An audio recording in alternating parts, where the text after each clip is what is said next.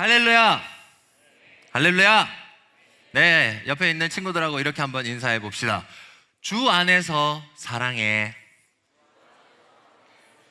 해보세요. 이성 친구라도 다시 한번 주 안에서 사랑해. 네, 아직은 여러분 사랑한다고 표현하는 게 어렵죠? 그죠? 옆에 있는 친구가 이성 친구인 것 같으면 뭔가 사랑한다고 말하는 거 적절하지 않을 것만 같다고 생각이 들 수도 있을 것 같습니다. 하지만 여러분이 엄마를 사랑하는 것, 아빠를 사랑하는 것 사랑입니까? 아닙니까? 사랑이죠. 그러면 여러분의 친구, 가장 친한 친구를 사랑하는 그 사랑도 사랑입니까? 아닙니까? 사랑이죠. 우정도 사랑이에요. 그래서 꼭 누가 누구를 사랑한다라고 했을 때 연인 관계에서만 사랑한다고 생각하지 않아도 됩니다. 않아야 합니다, 오히려. 네. 사랑에는 다양한 모양이 있어요. 그죠? 그래서 우리는 얼마든지 주 안에서 서로 사랑할 수 있습니다. 아멘. 좋습니다. 만나서 너무 반갑고 오늘 예배 자리에 나온 여러분들을 진심으로 축복합니다. 시험을 칠 때도 예배 나오기 어렵지만 시험이 끝난 주말도 나오기 어렵다는 거 알고 있습니다. 2월드로 동성을로 튀지 않고 이 자리 잘 지켜줘서 감사합니다. 여러분에게 축복이 있을 줄로 믿습니다. 아멘. 자, 목사님이 20살에 군대를 갔었는데요, 군대에 갔을 때 한 번은 이런 일이 있었습니다. 목사님이 복무했던 부대는 행정부대예요. 행정부대. 원래 목사님은 UDT를 가고 싶었거든요. 그때는 UDT가 유명하지도 않았어요. 네, 목사님은 내가 새로운 삶을 살아보겠다 이런 결단으로 UDT를 지원하려고 했는데 지원할 수 없는 사유가 있어서 목사님한테 그래서 지원을 못하고 그냥 해병대를 지원했어요. 심지어 해병대 그 다음으로 힘든 곳이 어디냐?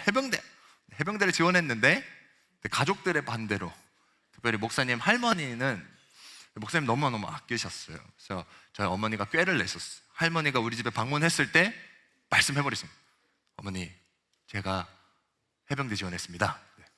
할머니가 바로 노하셔가지고 할머니 보는 그 자리에서 제가 취소를 눌렀어요. 입대 취소. 근데 웃긴 거, 나는 이제 입대한다고 대학교 1학년 2학기를 휴학했고 실컷 지금 벌써 막 놀고 있는데 아무것도 할 수 없는데 어쨌든 군대 가야 되는 거예요. 그래서 목사님이 그때는 여러분 육군훈련소 홈페이지 가면요 팝업창이 뜨잖아요. 팝업창이 딱 뜨면 뭐가 뜨냐면 날짜가 이렇게 몇 개 떠요. 그 날짜 중에 하나를 고르면 그날 가는 겁니다. 클릭하면 바로 갈 수 있었어요.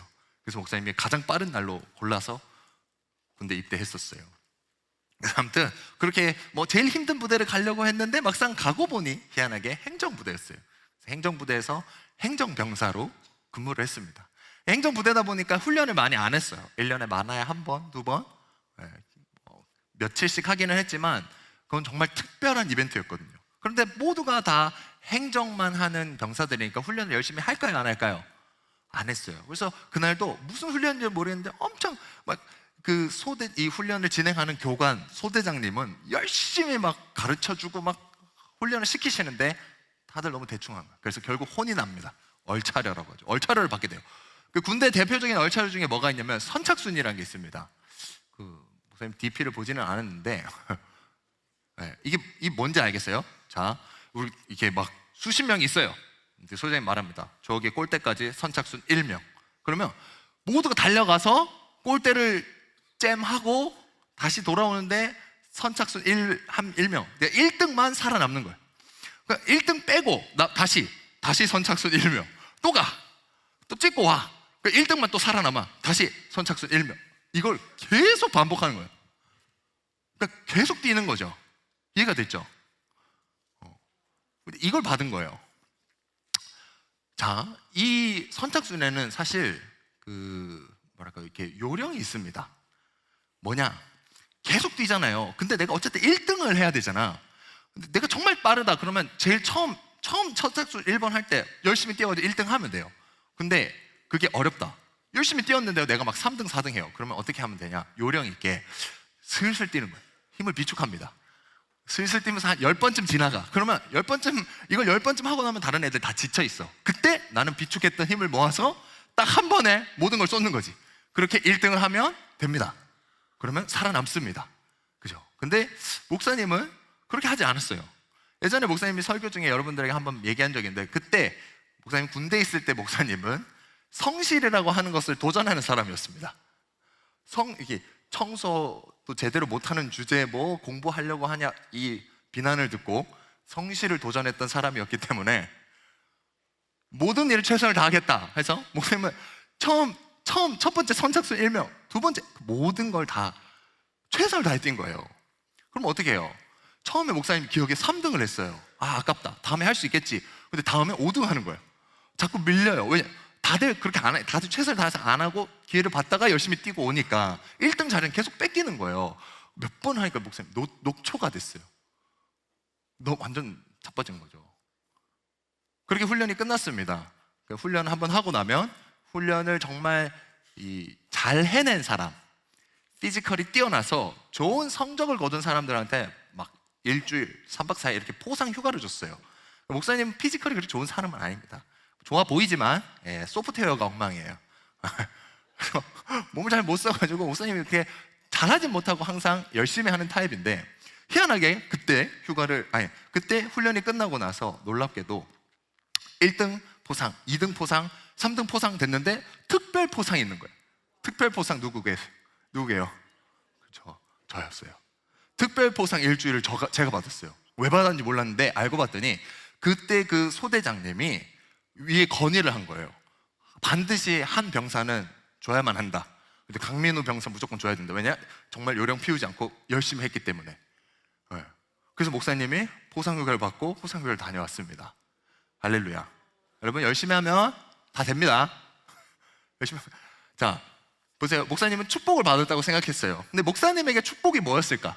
이 일을 통해서 목사님이 받은 축복은 뭐였을까? 일주일에 포상휴가? 자, 그때는 좋았을 것 같아. 그때는 축복이야. 근데 그 일주일간의 포상휴가 지금 목사님한테 의미가 있어요, 없어요? 없어요. 목사님 무기한 포상휴가를 지금 살고 있습니다. 사회에서. 지금 목사님한테는 의미가 없잖아요. 그죠? 그러니까 그때는 축복이었을 수 있어도 지금은 의미가 없는데, 목사님이 축복이라고 생각했던 건 뭐냐면 그 시간에 목사님은 성실을 훈련하고 있었잖아요. 깨달은 거야. 성실은 배신하지 않는다. 누가 보든지 보지 않든지 간에 내가 최선을 다하는 건 결국 드러나게 되어 있어 라고 하는 걸 목사님이 다시 한 번 더 확신할 수 있는 기회가 됐다는 거예요. 그 확신, 그 경험은 여러분 비교할 수 없어요. 왜냐? 앞으로도 목사님이 다른 어떤 일을 하더라도 최선을 다할 수 있는 동기가 되거든. 난 한번 경험해 봤거든. 그 경험은 정말, 그 기회는 정말 너무너무 값져요. 근데 우리 믿는 사람들은 더 큰 축복이 있어요. 여기서 뭐냐? 우리가 아무리 최선을 다해도요 한계가 있어요. 여러분 이제 중간고사를 지나왔거나 혹은 지나가고 있겠지만 해보니까 어때요? 여러분이 시험을 쳤어요. 내가 노력한 것보다 더 좋은 성과를 거뒀어요. 그러면 좋은 성적도 여러분들에게 물론 축복이에요. 하나님께 감사할 일이죠. 그런데 여러분들에게 진짜 축복은 목사님 생각하기에 좋은 성적을 얻기 위해서 노력하고 애쓰는 과정, 고민했던, 씨름했던 그 모든 과정, 여정, 그 기회 자체가, 여러분이 성장할 수 있었던 그 기회 자체, 여러분 시험이 없었으면 어땠을까요? 여러분 이렇게까지 공부했을까요? 안 했을까요? 안 했겠죠. 근데 시험이라고 하는 기회가 있었기 때문에 여러분들은 여러분의 한계를 돌파하는 계기를 마련하게 된 거예요. 그 기회 자체가 여러분들에게 좋은 성적이라는 것보다 훨씬 더 좋은 축복이라고 생각해요. 그런데 믿는 우리는 그것을 넘어서서 우리가 아무리 열심히 노력해도 한계에 부딪힐 때가 있어요. 내가 최선을 다한다고 하지만 아무리 봐도 모르겠어. 혹은 아무리 하는데도 잘 들어오지 않아, 집중이 되지 않는 여러 가지 이유로 내가 한계에 부딪힐 때가 있어요. 근데 우리는 기도할 수 있어요. 우리는 하나님과 동행할 수 있어요. 여러분, 기도하면 모든 게 달라집니다. 처음부터 끝까지 내가 열심히 노력해서 만약에 좋은 성적을 거뒀어요? 좋아요. 내 몫이에요. 근데 나의 의예요. 내가 교만해지죠. 근데 내가 처음부터 끝까지 최선을 다해서 내가 열심히 했는데 성적이 좋지 않아요. 그러면 그 책임, 그 몫은 오로지 누구 거예요? 여러분 거예요. 내가 열심히 안 했거나 내가 실수했거나 모든 탓이 나에게 돌아와요. 여러분, 그 하사를 여러분 스스로 감당할 수 없어요, 사실은. 왜냐? 인생 살아보세요. 여러분 마음대로 되는 일보다 여러분 마음대로 되지 않는 일이 훨씬 많아요. 모든 일에 책임도 내가 지고 상도 내가 받겠다고 덤벼보세요. 그러면 여러분 상 받을 일이 많을까요? 책임져야 할 일이 많을까요? 책임져야 할 일이 훨씬 많을 거예요. 여러분 뜻대로 잘 안 될 테니까, 여러분 계속 실수할 테니까. 그러면 여러분의 삶은 계속 비관적으로 갈 수밖에 없어요. 내가 나를 너 잘했어, 그래, 역시 너 괜찮은 녀석이야 라고 칭찬할 수 있는 일은 너무 적고, 늘 너 왜 이거밖에 안 돼? 너 왜 항상 이렇게 실수해? 라고 하는 일은 너무 많으니까 낙심할 수밖에 없죠. 근데 우리는 달라. 우리는 기도하면서 간다 이거예요. 하나님과 함께 가는 거예요. 그러면 보세요, 한계를 맞이하지만 하나님께 기도하면서 주님 도와주세요, 하나님과 함께 동행합니다. 그래서 좋은 성적이 나왔어요. 할렐루야. 하나님이 우리에게 주신 축복이에요. 근데 비록 성적이 좀 좋지 못했어요. 그래도 여러분 한번 모든 과정을 기도하면서 하나님과 함께 가보세요. 그러면 신기하게 그 마지막에는요, 여러분 결과, 열매 자체에 생각보다 집착하지 않게 될 거예요. 왜냐하면 여러분이 과정 중에 하나님과 함께 누린 은혜들이 있거든요. 그걸 발견하게 돼요. 그러니까 끝이 났어요. 비록 좋은 성적은 아니었지만 생각해보면, 돌이켜보면 지난 시간 이게 되게 힘든 중간고사 기간이었는데 내가 그래도 하나님 덕분에 여기까지 잘 왔어. 이거 하나만으로도 여러분 최악이 아니에요. 여러분 마음에 흡족하고 만족하고 감사할 수 있는 게 얼마든지 차 있는 거예요. 그러니까 기도하면서 온 사람들은 달라요. 그 끝이 무조건 은혜예요. 그러니까 살아계신 하나님, 정말 내 삶의 곁에 계시면서 나를 도와주시고 나를 인도해 주시는 그 하나님을 결국 이 과정을 통해서 만나게 되고 경험하게 되고 체험하게 되는 거예요. 여러분이 가장 좋은 축복은 그 하나님을 경험했다는 사실이에요. 좋은 성적도 축복이에요. 아닌 건 아니죠. 좋은 축복은, 그보다 더 좋은 축복은 좋은 성적을 내기 위해서 내가 태도를 훈련할 수 있었다는 거, 그 기회. 근데 그 기회는 우리 그리스도인들에게 궁극적으로 하나님을 만나게 되는 기회이기 때문에 가장 큰 축복이라는 거예요. 영상 하나 부탁드리겠습니다. Well, I like stories. I'm considered a bit of a storyteller myself. My husband? Have you heard of New York's Noah? The guy who's building the ark. That's him. I love that story. Noah and the ark. You know, a lot of people miss the point of that story. They think it's about God's wrath and anger. They love it when God gets angry. What is the story about then, the Ark? Well, I think it's a love story about believing in each other. You know, the animals showed up in pairs. You know, they stood by each other, side by side, just like Noah and his family. Everybody entered the ark side by side. But my husband says God told him to do it. What do you do with that? Sounds like an opportunity. Let me ask you something. If someone prays for patience, you think God gives them patience? Or does he give them the opportunity to be patient? If they prayed for courage, does God give them courage, or does he give them opportunities to be courageous? If someone prayed for the family to be closer, do you think God zaps them with warm, fuzzy feelings? Or does he give them opportunities to love each other? Well, I gotta run. A lot of people to serve. Enjoy.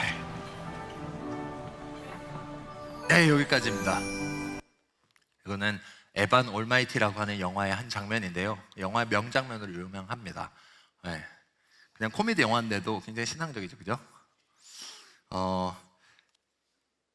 이게 영상에 나왔던 아내는 이제 우리 가족 남편이 하루 아침에 하나님의 계시를 받아서 이 현대 사회에서 막 방주를 만드는 거예요. 하나님 방주를 만들려고 해가지고 그래서 막 방주를 만드는 남편이 못마땅해. 우리 가족이 더 가까워지면 좋겠다고 생각했어요. 남편이 그 방주를 만드는 것 때문에, 그것 때문에 우리 가족이 행복할 수 없다고 오해했어요. 그런데 이 모건 프리먼 아저씨가 신이에요. 실제로 사람처럼 나타나는 신인데 신이 이야기하는 거예요. 그건 기회라고. 너희 가족들이 더 서로 사랑할 수 있게 되는 기회라고. 하나님은 용기를 구하는 자에게 짜잔 하고 기적처럼 용기를 주시는 분이냐? 그렇지 않다는 거예요. 용기를 키워낼 수 있는, 용기 있는 사람이 될 수 있는 그런 기회, 상황들을 주시는 거예요. 인내를 원하는 사람에게는 인내라고 하는 걸 그냥 쑥 집어 넣어 주시는 게 아니라 내가 인내를 키워낼 수 있는 그런 상황들을 마련해 주신다는 거예요. 특별히 사랑도, 가족들을 서로 사랑하기 원하는 사람에게는 사랑이란 걸 뿅 하고 넣어주시는 게 아니라 가족들을 사랑할 수 있는 환경과 상황과 기회를 마련해 주신다는 거예요. 그 기회가 축복이에요. 근데 더 큰 축복은 그 기회를 통해서 반드시 우리는 하나님을 경험하게 되는 거예요. 살아계신 하나님을 경험하게 되는 거예요. 용기가 무엇인지, 인내가 무엇인지, 사랑이 무엇인지를 결국 배우게 되는 거예요. 여러분들에겐 기말고사가 있습니다. 중간고사 성적이 좋지 않다고 낙심되세요? 아니요, 여러분 생각하기에 따라 달라요. 여러분들에게 남은 기말고사라고 하는 그 기회를 여러분들이 긍정적으로 받아들이면 좋겠습니다. 또 힘들고 어려운 이 시간을 또 해야만 하는가라고 하는 생각은 너무 여러분을 괴롭게만 해요. 하지만 내가 다시 한 번 더 도전할 수 있는 기회가 있다, 다시 한 번 더 하나님과 씨름하고 하나님을 경험할 수 있는 기회가 곧 찾아온다 라고 생각한다면 여러분들이 그 시험을 대하는 태도가 달라질 거로 목사님은 믿습니다. 그런 모습이 오늘 본문에서 함께 살펴봤던 요셉이라고 하는 인물에게도 나타납니다. 마음이 급합니다. 요셉 빨리 알아볼까요? 네, 좋습니다. 그래서 창세기 39장 2절에서 3절 우리 같이 한번 읽어보도록 하겠습니다. 창세기 39장 2절에서 3절 시작.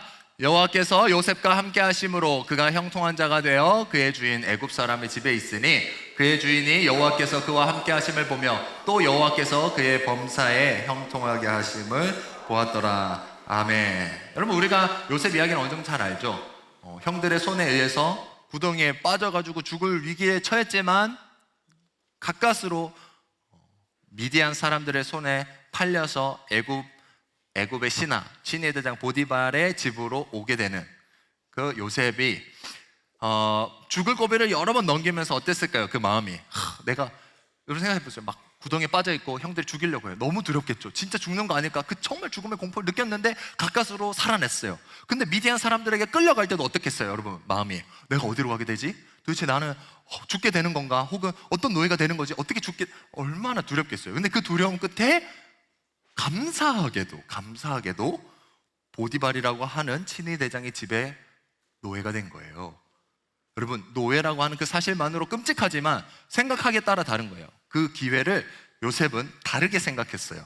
감사하게 받았을 거라고 목사님 생각해요. 왜 요셉이 보디발의 눈에 띄었을까요? 형통한 사람으로 눈에 띄어서 가정 총무의 역할을 맡게 됐을까요? 그냥 하나님이 모든 요셉이 하는 것마다, 손 대는 것마다 하나님이 함께 하시니까, 우리가 같이 말씀 읽은 좀 함께 하시니까 그냥 하는 것마다 기적처럼 잘 된다, 그런 일은 여러분 알잖아요. 없어요. 여러분 하나님하고 동행하잖아요. 여러분 곁에 하나님 계시잖아요. 근데 여러분 시험 치는 것마다 다 맞습니까? 뭐 찍는 것마다 다 맞아요? 아니잖아요. 우리가 기도 안 하고, 우리가 열심히 공부 안 하고 기도만 한다고 해서 전교 1등 된다고 생각하지 않잖아요, 여러분. 아무도. 그렇지만 요셉 곁에 하나님께서 동행하셨을 때 요셉은 그 기회 자체에 감사했고 그 감사한 마음에 그 자리에서 최선을 다할 수 있었던 거예요. 다시 얻은 새 삶이니까요. 요셉에게도 축복은 높은 자리가 아니라 내가 높은 자리에 앉아서 좋은 밥을 먹고 좋은 음식을 먹을 수 있다라고 하는 그 사실 자체가 축복이 아니라 나라는 사람이 이런 어렵고 힘든 과정을 통해서 성장한다는 것, 그 기회가 축복이고, 더 나아가서 그 모든 기회에 항상 나를 형통케 하시는 하나님을 경험하고 체험한 것, 그게 가장 큰 축복이었어요. 앞서 말한 것처럼 요셉도 그 축복의 주인공이었습니다. 근데 요셉이 희한하게 열심히 했는데 보디발의 눈에 띄었어요. 그리고 보디발은 그런 요셉을 통해서 여호와 하나님을 알게 됩니다. 신기하죠? 보디발은 애굽 사람인데 이스라엘의 신 여호와를 어떻게 알았을까요? 아마 보디발이 요셉에게 물어봤을 거예요. 요셉아, 너는 어떻게 그렇게 형통하니? 물었더니 요셉의 대답이 뭐였겠어요? 당연히 저와 함께 하시는 하나님입니다. 보디발은 그 요셉을 통해서 심지어 여호와 하나님을 알게 됐어요. 보게 되었어요. 그런데 보디발이 여호와 하나님을 믿었을까요? 안 믿었을까요? 믿지 않았어요. 보디발의 모든 관심은 오로지 뭐였다? 요셉의 형통함이었어요. 요셉이라는 사람의 능력뿐이었어요. 그래서 요셉을 정말로 이용했어요. 나의 모든 전 재산을 요셉에게 맡겨버려요. 어쩌면 내가 해야 하는 일조차도 모두 요셉에게 다 맡겨버리고 요셉을 이용합니다. 이런 보디발이 좋은 사람일까요? 나쁜 사람일까요? 여러분, 뭐 요셉을 그냥 샀어, 뭐 이렇게 노예로 써줬으니까 좋은 사람이다. 사실 목사님이 시간 때문에 다 말할 수 없죠. 보디발은 생각보다 계산적인 사람이고, 보디발은 정말 그냥 요셉을 도구로만 사용했던 사람이었어요. 그런데 놀랍게도 보세요. 창세기 39장 5절 한번 띄워주세요.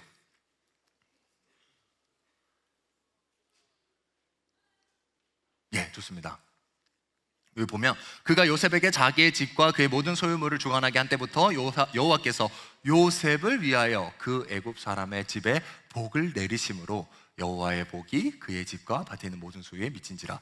자, 보디발이 결국 복을 받았어요. 하나님께서 보디발에게 축복을 내려주셔서 보디발이 부자가 되고 더 잘되고 형통케 됐어요. 근데 보세요, 보디발에게는 아무런 조건이 없어요. 복을 받을 하나님 입장에서. 하나님, 요셉을 통해서 하나님 보았는데 하나님을 경배하지도 않아요. 하나님을 따르지도 않아요. 하나님 믿지 않아요. 그리고 오히려 요셉을 계속해서 이용합니다. 그런데 하나님은 굳이 보디발을 축복해 주세요. 왜? 요셉을 위하여. 저 원어를 번역하면 요셉을 위하여가 절반, 요셉 때문에도 절반이에요. 하나님 왜 요셉 때문에 보디발을 축복했을까요? 보디발을 축복해줘야 보디발이 요셉을 잘해주니까? 보디발을 축복해줘서 보디발이 잘 돼야 보디발이 요셉을 죽이지 않고 괴롭히지 않으니까? 과연 그랬을까요? 하나님이 요셉을 사랑하며 그렇게 수동적으로 방어적으로 하실 필요 없어요. 보디발을 죽이면 되지. 하나님이 번개를 내리셔서 보디발을 죽여버리면 되지. 그러면 요셉 살잖아요. 그리고 요셉을 얼마든지 더 좋은 곳으로 인도하실 수 있죠. 근데 하나님은 왜 굳이 아무런 자격도 조건도 없는 보디발을 축복하셨을까요? 왠 줄 알아요? 요셉이 원했기 때문이에요. 요셉이 보디발의 축복을 원했기 때문에. 요셉은 그럼에도 보디발을 사랑했기 때문에 그래요. 여러분, 사랑이 이렇게 강력한 거예요. 우리가 누군가를 사랑한다는 게 이렇게 강력한 거예요. 왜냐하면 내가 그 사람을 사랑한다? 내가 뭐 되게 잘하기 때문에 어떤 그런 게 참 시간이 급한데, 자, 여러분 가정을 하나 해봅시다. 목사님이 만약에 저기 동성로에 지금은 없겠지만 사실 없다고 저는 생각하는데 깡패들이 있다고 생각해 봅시다. 동성로 일대를 주름 잡는 깡패들이 있어요. 다양한 깡패들이 있습니다. 사진 띄워주세요. 다양한 깡패들이 있는데 아무튼 자, 동성로에 있는 다양한 어떤 깡패들이 있습니다. 목사님이 그 깡패들을 전도한다고 해봅시다. 목사님이 깡패들을 전도하는 거예요. 장첸을 전도할 수 있다 없다? 손 들어봅시다. 자, 목사님이라면 장첸을 전도할 수 있다. 목사님도 장첸한테는 안 된다. 목사님도 장첸은 전도할 수가 없다. 목사님 솔직한 마음 어떨까요? 목사님 못할 것 같아요. 목사님 무력으로 이길 수 있으면 못 이기죠. 목사님 말빨로 어떻게 한마디 잘못했다가 막 칼 들어오면 어떡해. 너무 두렵죠. 근데 목사님이 정말 자신 있게 저기 있는 모든 사람을 전도할 수 있는 단 한 가지의 비결을 안다고 확신해요. 단 한 가지 비결 뭔지 아세요? 목사님이 장첸을 사랑하기 시작하면 달라집니다. 목사님이 장첸이라는 사람이라 할지라도 사랑하기 시작하면 달라져요. 왜? 목사님이 장첸을 사랑하면 하나님께서 목사님의 마음을 알거든요. 그래서 하나님이 움직이기 시작하는 거예요. 내가 움직이는 게 아니라, 내가 말을 잘해서, 내가 뭐 좋은 선물을 해줘서, 내가 어떻게 해서가 아니라 하나님이 움직이기 시작하시니까 변화가 일어나기 시작하는 거예요. 근거가 목사님께 있는 게 아니라 하나님께 있는 거예요. 사랑이 이렇게 강력한 거예요, 여러분. 우리가 누군가를 사랑하기 시작하면 하나님께서 움직이기 시작하시는 거예요. 그래서 우리 아이유가 부른 노래 제목 이런 게 있더라고. 사실 목사님 노래 잘 모르는데 Love Wins All 알아요? 네. 가사는 목사님 생각한 거 조금 다른 것 같긴 하지만 어쨌든 이 말은 목사님 맞다고 생각합니다. 진짜 사랑은 모든 걸 이겨요. 모든 걸 이깁니다. 사랑이. 내가 누군가를 사랑하기 시작하면 왜? 하나님이 움직이니까. 여러분, 오늘 전도 시리즈 두 번째 시간 뉴프렌즈 데이가 곧 찾아와요. 목사님은 여러분들에게 물론 여러분 전도하세요 라고 도전하고 싶어요. 그래서 오늘 말씀 전하지만 여러분 전도하세요 이전에 목사님 여러분들이 정말 도전하고 싶은 게 뭔지 아세요? 여러분 사랑하세요. 여러분의 친구, 근데 그 친구는 마치 보디발 같은 사람이야. 나랑 잘 안 맞아, 혹은 나를 이용하는 친구야, 혹은 뭐 어떠하든지 간에 그 친구를 여러분들이 만약 의지를 내어서 사랑하기로 결심하고 도전하기 시작하면 어떻게 돼요? 하나님께서 일하시는 거예요. 하나님이 움직이시는 거예요. 그래서 여러분, 전도를 해야겠다라는 도전 이전에 여러분 사랑을 먼저 도전하면 좋겠어요. 사랑을 먼저 결단하면 좋겠어요. 그렇지만 여러분, 사랑의 모습에도 오해해서는 안 되는 부분이 있어요. 그렇게 누군가를 사랑한다고 해서 모든 모습이 딱 한 가지 표현으로만, 한 가지 모습으로만 사랑이라는 게 다루어지지는 않아요. 자, 요셉은 분명히 보디발을 사랑했어요. 그런데 문제가 생겨요. 사건이 일어납니다. 보디발의 아내가 요셉을 유혹하는 거예요. 날마다 요셉을 유혹해서 나와 같이 자자, 나와 같이 동침하다고 유혹해요. 하지만 요셉이 뿌리치죠. 그러던 어느 날은 아예 이 보디발의 아내가 작정한 것 같아요. 모든 사람은 다 물렸어요. 아무도 몰라.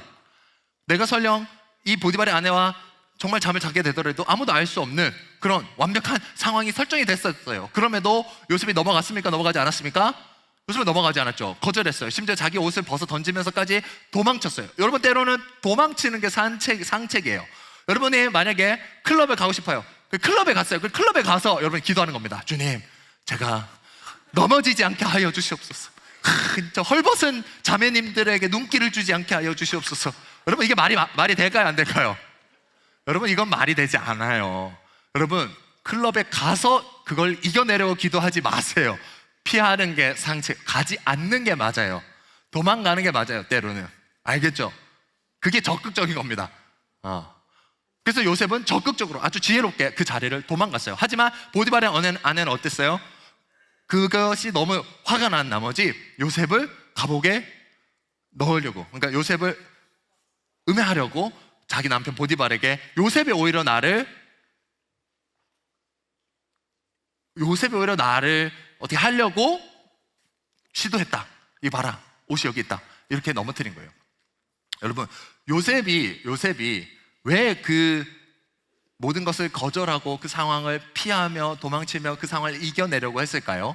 사실 생각해보면 세상 사람이라면 요셉 같은 사람이 됐어. 자, 내가 정말 뛰어나서 이 집이 잘 되고 있어. 내가 모든 걸 다 해내고 있어. 그럼 내가 꼭 주인인 것 같이 느낄 수도 있지 않겠어요? 이 모든 걸 다 내가 누릴 수 있다고 생각하고 그럴 수도 있을 것 같아요, 어쩌면. 그런데 요셉은 그러지 않았죠. 요셉은 그 자리를 피했습니다. 요셉은 이겨냈습니다. 그러면 요셉은 어떤 죄악을 이겨내려고 애쓴 건가요? 우리 창세기 39장 9절 한번 보겠습니다. 보면은, 이 집에는 나보다 큰 이가 없으며 주인이 아무것도 내게 금하지 아니하였어도 금한 것은 당신뿐이니 당신은 그의 아내임이라. 그런즉 내가 어찌 이 큰 악을 행하여 하나님께 죄를 지으리까. 아멘. 여러분, 요셉이 하나님 앞에 죄를 지을 수 없다고 생각했어요. 근데 그 죄는 어떤 죄예요? 사실 현상적인 모양은 간음이에요. 다른 남자의 아내, 남편이 있는 여자를 탐하고 취하는 것, 간음을 저지를 수 없다라고 하는 건 맞아요. 그런데 요셉이 고백한 건 사실 내가 간음을 저지를 수 없어가 아니에요. 요셉에게 이 죄악의 의미는 어디에 더 가깝냐? 간음을 저지를 수 없어가 아니라 나는 내 주인 보디발을 배신할 수 없어. 나는 하나님 앞에 보디발을 배신하는 죄악을 저지를 수 없다는 거예요.